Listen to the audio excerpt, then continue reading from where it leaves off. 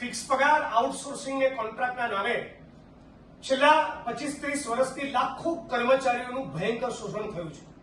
આશા worker હોય, આંગણવાડીની બેન હોય, જીઆઈએસએફના જવાન હોય, સફાઈ કામદાર, મલ્ટીપર્પઝ હેલ્થ વર્કર, ડીઆરડીએના મિત્રો, હોમગાર્ડના જવાનો, પંચાયતના પટાવાળા, કમ્પ્યુટર ઓપરેટર, વીસી કે શિક્ષક મિત્રો.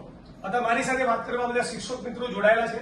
એક લાંબો સંવાદ કર્યો અને સાથે મળીને નક્કી કર્યું છે કે ગુજરાતમાં તો 1 લાખથી વધારે શિક્ષકોની ઘટ છે, શાળાઓની ઘટ છે, વર્ગખંડોની ઘટ છે અને શિક્ષણનું તંત્ર અત્યંત ખાડાઈ ગયેલું હોવા છતાં રાજ્યની સરકાર ભણાવવા તૈયાર એવા BEd pass, MEd pass, PTC કરેલા, ટેટ ટાટની એક્ઝામ રસ કરેલા આ યુવાન લોકોને શિક્ષક તરીકે ફરજ ઉપર હાજર કરવા તૈયાર નથી, ભરતી બહાર પાડવા તૈયાર નથી. હત્ય છે કે 8 વર્ષે 1 લાખથી વધારેની ઘટ સામે 8 વર્ષના અંતે 66,000 જેટલા લોકોએ ટેટ ટાટની એક્ઝામ પાસ કરી, પણ સરકારે એમાંથી લેવાનું નક્કી કર્યું 10,400.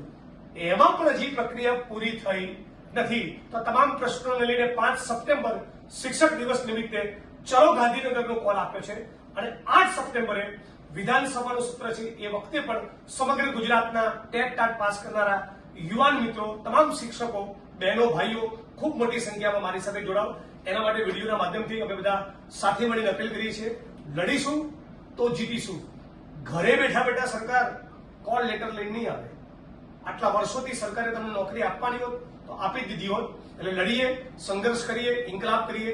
5 સપ્ટેમ્બર સવારે બરાબર 10 વાગે ગાંધીનગર.